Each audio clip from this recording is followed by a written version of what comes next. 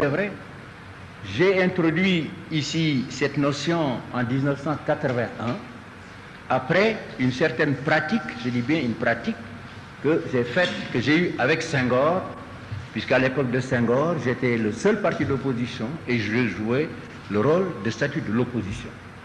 Après, j'ai voulu faire formaliser ce statut de l'opposition que j'ai étudié en tant que juriste, m'inspirant des régimes où l'opposition a un statut de fait, comme l'Angleterre, la France et d'autres pays où il y a un dialogue entre le chef de l'État et les opposants, voire le chef de l'opposition, et des pays où le statut de l'opposition est formalisé comme le Canada. J'ai même écrit et publié un document sur cette question en 1981. Alors, lorsque nous avons fait les élections avec Abdou Diouf en 1983, M. Diouf voulait instituer le statut de l'opposition. Pour moi, j'ai refusé, en lui disant que moi je l'avais fait parce que je pensais gagner, donc j'aurais institué le statut de l'opposition pour l'opposition, mais je ne l'avais pas envisagé pour moi parce que je n'en ai pas besoin. Donc le statut de l'opposition n'a jamais été appliqué. Arrivé au pouvoir, j'ai formalisé le statut de l'opposition en insérant dans la Constitution la reconnaissance de l'opposition comme un rouage fondamental de la démocratie. Et j'ai dit, la Constitution dit que le chef de l'opposition parlementaire est le chef du parti qui a le plus de députés à l'Assemblée nationale.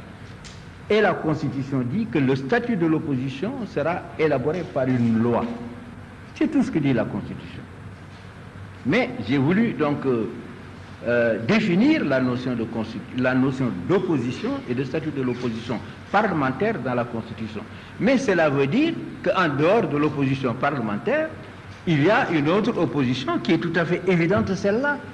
C'est l'opposition que j'appellerais l'opposition nationale, n'est-ce pas, qui s'exprime à travers les suffrages. Et on a vu aux dernières élections que le Parti socialiste, si on avait considéré l'opposition nationale, était le parti qui avait le plus de suffrages après la coalition qui m'a porté au pouvoir, et que si par contre on regardait le nombre de députés, c'était l'AFP qui avait le plus de députés après la coalition. Maintenant, j'ai enregistré les différentes réactions des leaders politiques qui ont rejeté le statut de l'opposition, le statut de chef de l'opposition. Alors, je ne serai pas plus royaliste que le roi.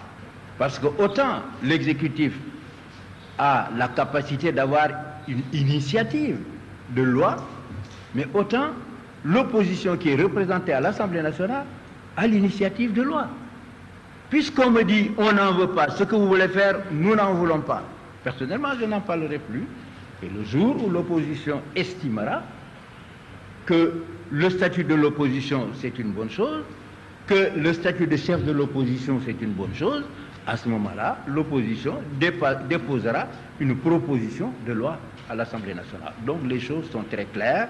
Aujourd'hui, je n'ai pas de chef de l'opposition, j'ai une opposition nationale, j'ai une opposition parlementaire, je le constate, mais ce qui ressort de mon droit, c'est de dialoguer avec tel ou tel leader politique quand je l'estimerai nécessaire. Et ce qu'il y a aussi, c'est que tout leader de parti politique, même tout simple citoyen, peut demander à rencontrer le président de la République pour lui parler des questions nationales et des questions internationales.